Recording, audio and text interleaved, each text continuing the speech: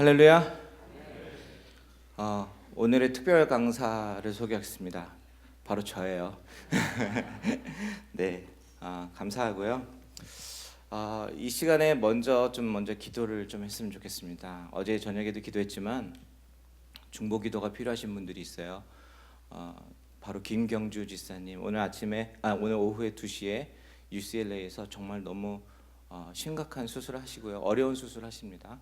우리 중보 기도가 필요하고, 그리고 스텔라 정 집사님 오늘 아침 8시에 헨리 메이어 병원에서 부인과 수술을 하시게 되는데, 우리 이 시간에 다 같이 마음을 모아서 합심해서 우리 하나님 앞에, 하나님, 이분들의 수술을 하나님께서 주관하여 주시옵소서. 하나님께서 우리 의사들에게 집중력을 더하여 주시고 지혜를 더하여 주셔서 하나님 이 모든 수술이 성공적으로 마쳐질 수 있게 해달라고 우리 다 같이 기도하며 나가기 원합니다. 같이 기도하겠습니다. 하나님 아버지, 참으로 감사를 드립니다. 아버지 하나님, 이 시간에 아버지 사랑하는 우리 김경주 지사님과 우리 스텔라 지사님을 위해서 기도합니다. 아버지, 세상적인 관점에서 봤을 때는 아버지 이것이 너무 어렵고 아버지 하나님 힘든 수술이지만 아버지 하나님, 그렇기 때문에 더욱더 주님을 의지할 수밖에 없습니다. 하나님 아버지, 주님께서 아버지 하나님 그 수술대 가운데 주님께서 함께하여 주시고, 아버지 하나님 주님께서 아버지 하나님 그곳에 함께하여 주시고, 아버지 하나님 우리 의사를 집도하는 의사들 가운데 하나님께서 지혜를 더하여 주시고, 하나님 아버지 집중력을 더하여 주시고,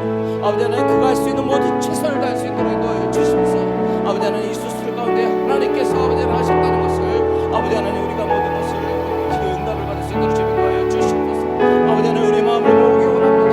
우리 온 성도가 한마음 한뜻으로 아버지 하나님 주님 앞에 기도하고, 아버지 하나님 우리 기도를 들어주시고, 아버지 하나님 모든 수술이 아버지 하나님 정말 오히려 하나님의 은혜였음을 아버지 하나님 고백할 수 있는 귀한 시간을 될 수 있도록 주님 더하여 주시옵소서. 아버지 하나님 이것을 통해서 아버지 하나님을 더 붙잡기 원합니다. 아버지 하나님 주여 인도하여 주시옵소서. 아버지 함께하여 주시옵소서. 아버지 하나님 그것을 바라보면서 마음 졸이는 가족들, 하나님 아버지 주여 주께서 지켜주시고 그 마음 가운데 아버지 하나님 세상에 할 수 없는 평안함을 허락하여 주시고, 아버지 하나님 하시기 때문에, 하나님이 하시기 때문에 그들의 마음들이 평안하고 하나님 앞에 더욱더 나갈 수 있도록 주님 인도하여 주시옵소서. 아버지 하나님 모든 영광 주님께 올려드립니다.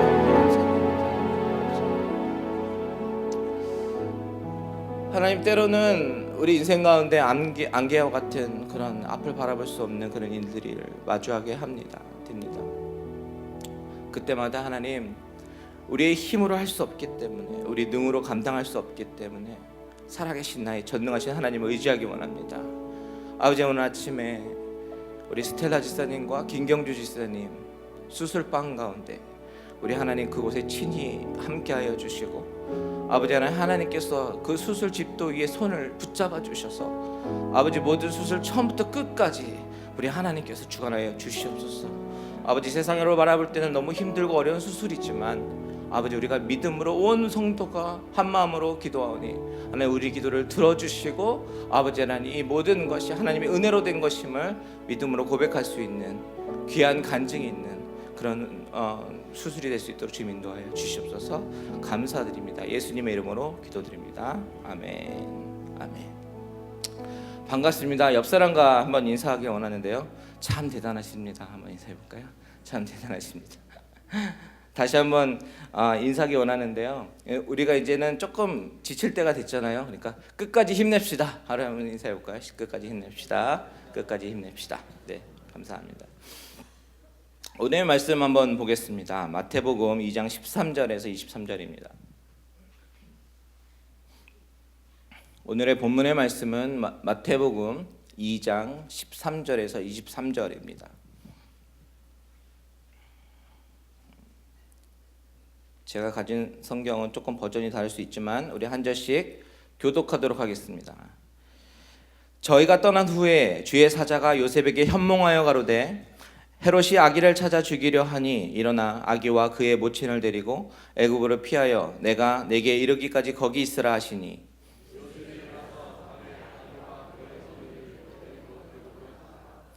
헤롯이 죽기까지 거기 있었으니 이는 주께서 선지자로 말씀하신 바 애굽에서 내 아들을 불렀다 함을 이루려 하심이니라.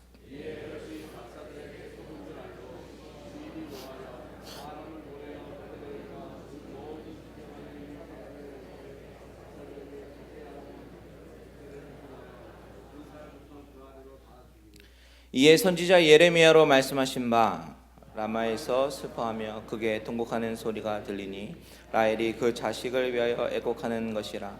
그가 자식이 없으므로 위로받기를 거절하였다 함이 이루어졌느니라.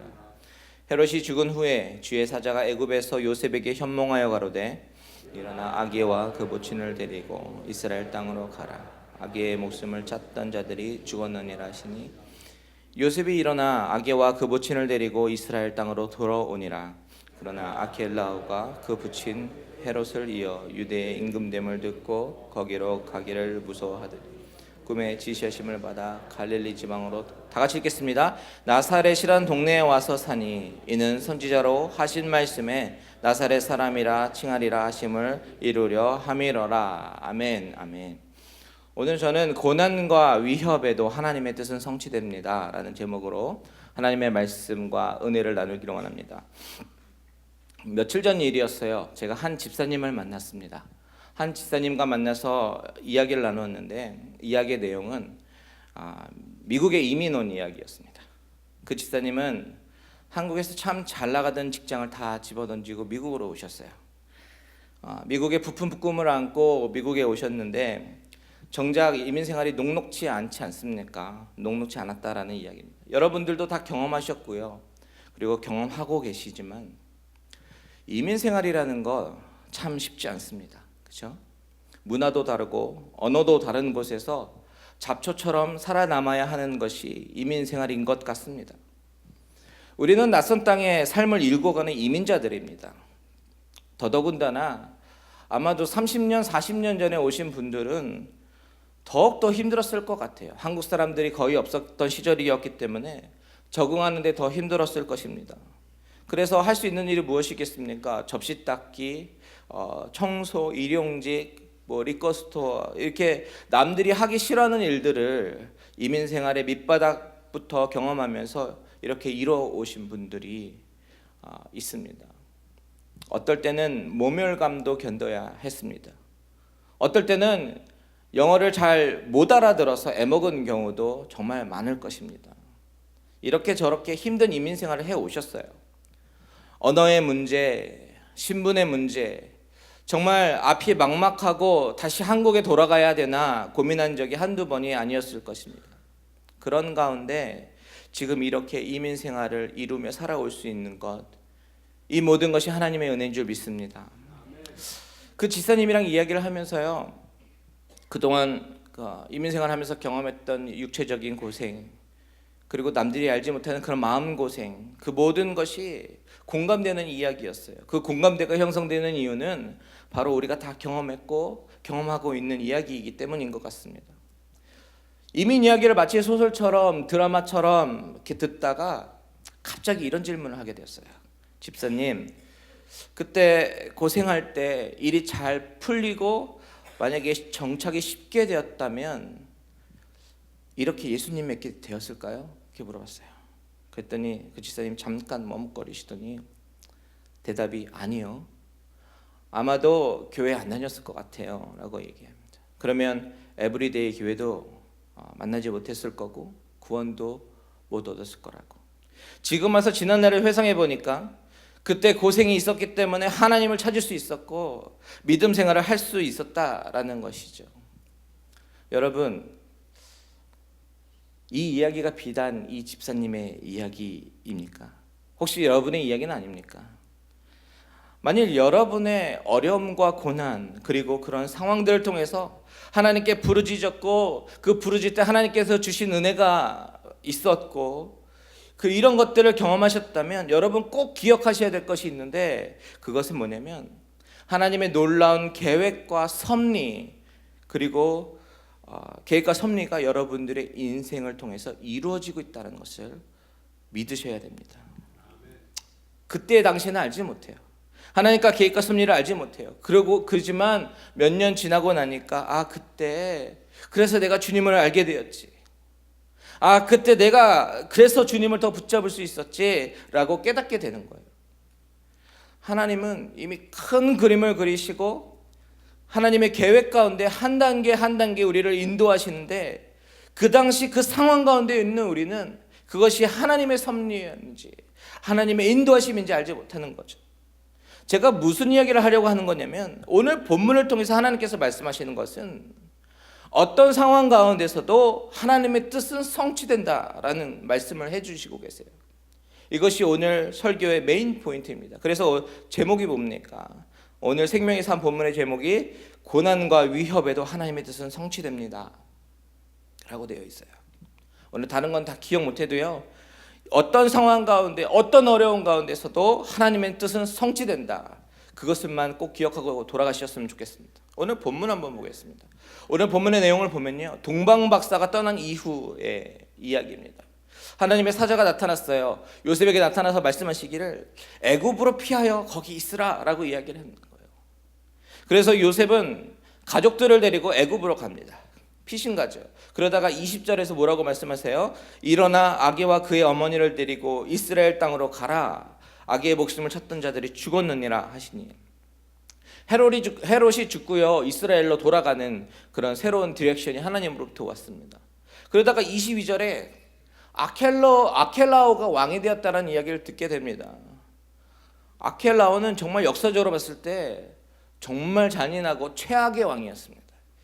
그러니까 요셉이 어떻겠습니까? 무서워서 그걸로 가지 않고 또다시 꿈속에 하나님의 지시심을 받아 갈릴리로 돌아가는 내용, 그것이 오늘 본문의 모든 스토리입니다. 오늘 본문의 내용을 보면 불확실한 미래 가운데 이리저리 이사하고 새로운 삶을 시작하고 불안한 마음 가운데 마음을 졸이면서 살아가는 요셉의 모습, 이 모습이 바로 우리 이민 생활의 모습과 비슷하지 않습니까? 모르긴 몰라도 요셉은 아주 불안했을 거예요. 마음을 졸였을 겁니다. 언제까지 머물러야 할지 모르는 이 낯선 땅에서 머물러야 했어요. 문화가 달라서 힘들었을 것입니다. 생활에 적응할 때쯤 되니까 또 짐을 싸들고 이사를 해야 되는 거예요. 아이가 죽을지도 모르는 그런 생각에 언제나 불안과 공포가 그 마음 가운데 있었습니다. 여러분, 같은 문화권에서 이사를 하는 것을 우리는 이주라고 얘기합니다. 그런데 다른 문화로 이사 가는 것은 이민입니다. 요셉은 아이와 아내를 데리고요, 쉽지 않은 길을 갑니다. 교통수단도 없습니다. 지치고 힘이 들었을 것입니다. 그렇게 애굽으로 갔어요. 여러분의 삶은 어떻습니까? 낯선 땅에서 가족들과 함께 힘들게 정착합니다. 더더군다나 미국에서는 신분 문제 만만치 않습니다. 일거리도 만만치 않습니다. 지치고 힘이 듭니다. 그런데 그런 상황 가운데 오늘 본문에서 하나님의 계획과 섭리, 약속이 너무나도 희한하게 이루어지고 있다는 거예요. 하나님의 약속은 환경을 보고 후퇴하지 않습니다. 하나님의 약속은 어려움 때문에 변경되지 않습니다. 헤롯의 엄포도, 아켈라오의 위험도 아무런 문제가 되지 않고 어떤 상황 속에서도 하나님의 뜻은 성취되고 있다는 것을 우리는 보아야 되는 거예요. 본문의 저자인 마태가요, 본문에서 계속적으로 반복하며 말하면서 강조하는 것이 있어요. 그것이 뭘까요? 그것은 바로 구약의 말씀이 성취되었다라는 거예요. 15절 보니까요, 헤롯이 죽기까지 거기 있었으니 이는 주께서 선지자를 통해서 말씀하신 바 애굽으로부터 내 아들을 불렀다 함을 이루려 하심이라. 여기서 말씀하고 있는 선지자는 호세아 선지자를 이야기하고 있거든요. 11장 1절에, 호세아서 11장 1절에 있는 말씀을 이루고 계시는 거예요. 17절 18절에도 보십시오. 이에 선지자 예레미야를 통해서 말씀하신 바 라마에서 슬퍼하며 크게 통곡하는 소리가 들리니 라헬이 그 자식을 위하여 애곡하는 것이라. 그가 자식이 없으므로 위로받기를 거절하였다 함이 이루어졌느니라. 이루어졌음을 또 한 번 말씀하시지 않습니까? 그리고 23절에 보십시오. 나사렛이란 동네에 가서 사니 이는 선지자로 하신 말씀에 나사렛 사람이라 칭하리라 하심을 이루려 하심이라. 공통적으로 계속 말씀하시고 있는 게 뭐예요? 구약의 선지자로 하신 말씀을 이루셨다라는 거예요. 2장 전체 1절부터 보면요, 선지자의 말씀을 이루셨다라는 말씀이 총 4번이나 나옵니다. 4번이나 말했다는 것은 강조하는 거예요. 구약에서 오랫동안 말씀하셨던 말씀의 성취, 예언의 성취가 이루어졌다라는 것을 집중적으로 이야기하는 것을 우리는 발견해야 되는 거예요. 그렇다면 왜 마태가 이것을 그토록 강조할까요? 마태가 이것을 강조하는 데 이유가 있어요. 왜냐하면 마태는 유대인이거든요. 레위인이거든요. 그리고 이 마태가 이 복음서를 쓸 때 마음속에 염두에 두고 있는 독자는 바로 그 유대인들이에요. 동족인 유대인들. 자기 자신이 유대인이니까 유대인의 특성을 너무 잘 알지요. 그들을 잘 알지요. 어떻게 접근해야 되는지 잘 알지요. 그래서 1차 독자였던 유대인들은 어떤 사람들입니까? 예수 그리스도가 메시아라는 사실을 인정했습니까? 인정하지 않았습니까? 인정하지 않았어요. 그리고 인정하고 싶지도 않은 사람들이에요. 그런 사람들을 향해서 예수 그리스도가 바로 그 예언의 성취를 이룬 메시아다라는 것을 강조하고 증명하고 있는 거예요. 그래서 마태복음 1장에서부터 예수님의 족보를 이야기를 합니다. 예수님이 다윗의 자손이라는 거예요. 그리고 2장으로 오면서 미가 선지자, 호세아 선지자, 예레미야 선지자 등 많은 선지자들의 예언을 우리가 인용하면서 마태가 인용하면서 증명하고 싶은 것은 예수 그리스도가 구약에서 말했던 바로 그 메시아다라는 것을 말씀하고 있는 거예요. 왜요? 이것만큼 중요한 것이 없으니까요. 여러분, 구약에서요 수없이 그분의 탄생, 성장, 죽음, 부활에 대해서 언급하고 있습니다. 그런데 구약의 그 구절만 바라보면 무엇을 이야기했는지 쉽게 깨달기가 어려워요. 그 시대에 살던 사람들도 마찬가지였어요. 이것을 깊이 깨닫지 못했습니다. 많은 바리새인들이 있었고 서기관, 율법을 전공한 사람들, 이 사람들도 이 숨겨진 하나님의 비밀을 깨닫지 못하고 그냥 하나의 종교의식, 그냥 종교의식 속에서 하나님을 섬겨왔습니다. 왜냐하면 이 예언의 말씀이 자기와는 전혀 상관이 없는 말씀이라고 생각했기 때문에 그렇습니다. 종교 속의 하나님의 말씀으로, 지식 속의 하나님의 말씀으로 여겨졌기 때문에 그래요. 그런데요 여러분, 이 유대인의 모습이 지금 현재 우리의 모습은 아닙니까? 우리가 매주 교회에 나오고 설교를 듣고 신앙생활을 한다고 하지만 이 성경 말씀을, 성경 속에 있는 말씀을 그냥 스토리로 치부하진 않습니까? 그냥 다윗의 하나님의 이야기, 아브라함의 하나님의 이야기, 요셉의 하나님의 이야기로 나와는 전혀 상관없는 이야기로 치부하고 있지는 않냐고요. 오늘 본문 말씀에서 선지자로 하신 말씀을 이루려 하심이라, 이것은요 바로 하나님의 말씀은 살아있고 그 말씀이 움직이고 그 말씀이 실제적으로 이루어지고 있음을 말해주고 있는 것입니다. 우리가 2016년 1월에 살지만 이 말씀이 2000년 전 말씀이 아니라 살아서 역사하시고 실제로 오늘 우리에게 역사하시는 하나님의 말씀인 줄 믿으시기 바랍니다. 하나님의 말씀이 성취되었다는 것은 앞으로도 하나님의 약속은 변함없이 이루어질 것이다 라는 미래의 이야기도 내포되어 있음을 믿으시기 바랍니다.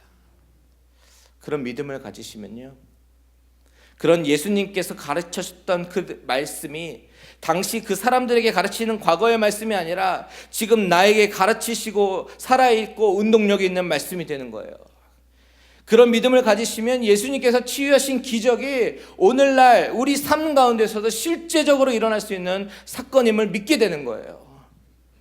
먼 나라 이야기가 아니라 바로 오늘 나의 삶 가운데 실제적으로 일어나는 살아있는 말씀, 그 말씀을 경험하시기를 바랍니다. 아마도 마태의 마음속에는요, 유대인들에게 이 답답한 사람들아, 당신이 바리새인으로 신앙생활을 겉모습만 잘하면 무엇하는가? 서기관 율법사로 말씀을 줄줄이 외우고 알면 무엇하는가? 이분이 바로 메시아임을 믿지 못하는데 그 모든 것이 무슨 소용인가? 라는 마음속으로 막 맺힐 것 같아요. 마찬가지로 2차 독자인 우리들에게 이 답답한 사람들아, 설교를 아무리 많이 들으면 무엇하는가? 성경 지식이 아무리 많으면 무엇하는가? 이 말씀이 실제적인 말씀을 깨닫지 못하는데 라고 말하는 것 같아요. 여러분, 하나님의 말씀은 성취되는 살아있는 말씀인 줄 믿으시기 바랍니다. 그리고 그 하나님의 말씀은 앞으로도 반드시 이루실 것입니다. 그렇습니다. 하나님의 말씀은 반드시 성취됩니다. 어떤 상황 속에서도, 어떤 힘든 상황 속에서도 성취됩니다. 비록 헤롯이여 아기를 찾아 죽이려 할지라도, 잔인한 아켈라오가 왕이 돼서 그가 우리의 삶을 위협할지라도 하나님의 말씀은 그런 상황에 좌지우지되는 것이 아니라 그 가운데서도 이루어지고 성취되고 있다는 것, 그것이 오늘 본문이 말해주고 있는 것이에요. 비록 우리 가운데 어려움이 있습니까? 고난이 있습니까? 잔인한 아켈라오와 같은 두려움이 우리 삶을 지배할지라도 우리의 하나님의 말씀은 우리 삶 가운데 여전히 이루어지고 있습니다. 그런데 한 가지 더 생각해 보고 싶은 것이 있어요. 오늘 본문의 말씀을 보면요, 하나님의 약속의 말씀의 성취 이면에 요셉의 순종이 있었다는 것을 우리는 봐야 되는 거예요. 요셉의 관점에서 이 본문을 다시 한번 볼까요? 요셉의 입장에서 애굽으로 간다는 것은 어찌 보면 쉽지 않은 결정이에요. 왜냐하면 문화가 바로 다른 곳으로 가족을 데리고 이사를 간다는 것, 정말 쉽지 않은 큰 결정입니다. 다른 문화, 낯선 환경, 전혀 경험해보지 못한 환경과 사람들 가운데 적응한다는 것, 매우 쉽지 않은 일입니다. 우리가 이미 이민 생활을 통해서 경험하지 않으셨습니까? 게다가 요셉이 애굽으로 가는 이유가 뭐예요? 헤롯이 아기를 찾아 죽인다는 천사의 이야기를 들었기 때문에 요셉의 마음은 두려움이 있고 혼란이 있고 막막함이 있었어요. 그런데 그 가운데 요셉은요, 묵묵하게 순종하며 나아갔다는 거, 우리는 이것을 기억해야 되는 거예요. 13절에 보면 천사가 나타나서 애굽으로 피하여 내가 내게 이르기까지 거기 있으라. 기약도 없습니다. 언제까지, 그냥 3개월이면 3개월, 6개월이면 6개월 딱 부러지게 말해줬으면 좋겠는데 기약도 없어요.